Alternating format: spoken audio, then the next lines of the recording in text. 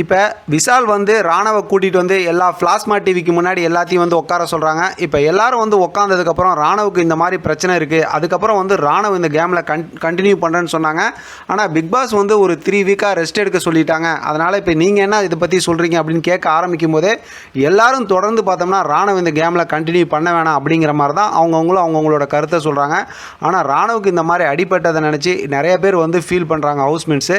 அதில் வந்து குறிப்பாக பார்த்தோம்னா ஏற்கனவே நம்ம ப்ரொமோவில் பார்த்த மாதிரி அன்சிதா வந்து ரொம்பவுமே ஃபீல் பண்ணி சாரி சொல்கிறாங்க. அதுக்கப்புறம் பார்த்தோம்னா ஜெஃப்ரியாக இருக்கட்டும், அதோட சேர்த்து சௌந்தர்யா அப்படின்னு சொல்லிட்டு இந்த பிரச்சனை நடக்கும்போது யாரெல்லாம் வந்து ராணவ் வந்து இதை வந்து விளையாட்டுக்கு செய்கிறான், பொய் சொல்கிறான் அப்படிங்கிற மாதிரி சொன்னாங்களோ அவங்க எல்லாருமே ரொம்ப மனசால ஃபீல் பண்ணி தான் சாரி சொன்னாங்க. மஞ்சிரி வந்து வழக்கம் போல் பார்த்தோம்னா அந்த நேரத்தில் என்ன கொளுத்தி போடணுமோ அதை கொளுத்தி போட்டு பெரிய ஒரு ஆர்கியூமெண்ட்டாக மாற்றி விட்டாங்க. இடையில பார்த்தோம் அப்படின்னா ராயன் அவங்களும் எந்திரிச்சு அந்த விஷயமா பேசினாங்க.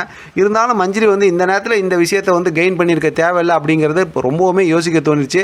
வழக்கம் போல் முத்து பார்த்தோம் அப்படின்னா ஒரு லென்த்தாக இந்த தடவை விஷால் அதாவது வந்து விஜய் சேதுபதி சார் சொன்ன மாதிரி ரொம்ப லென்த்தாக பேசி இடையில குழப்பத்தை ஏற்படுத்தினாங்க. இன்றைக்கி நீங்கள் லைவில் பார்த்தீங்கன்னா தெரியும். ஆனால் லைவில் பார்க்குற நிறைய விஷயத்தை பார்த்தோம்னா நைட்டு பார்க்குற 1 hour எபிசோடில் காட்டுறதில்ல. அதனால தான் நம்ம இந்த விஷயத்தெல்லாம் பார்க்கும்போது நமக்கு புரியாத ஒரு மாதிரி புதிராக இருந்துகிட்டு இருக்கு. மொத்தத்தில் ராணவ் வந்து இந்த கேமை கண்டினியூ பண்ணல. இந்த கேமை எப்படி விளாட்லாம் அப்படின்னு சொல்லி விஷால் புதுசாக ஒரு திட்டத்தை சொல்லியிருக்காரு. அது சம்மந்தமாக அடுத்த வீடியோவில் பேசலாம். இதை பற்றின உங்களோட கருத்தை கமெண்ட் பாக்ஸில் தெரியப்படுத்துங்க. தொடர்ந்து ஆதரவு கொடுங்க. தேங்க்யூ ஃப்ரெண்ட், தேங்க்ஸ் ஃபார் வாட்சிங்.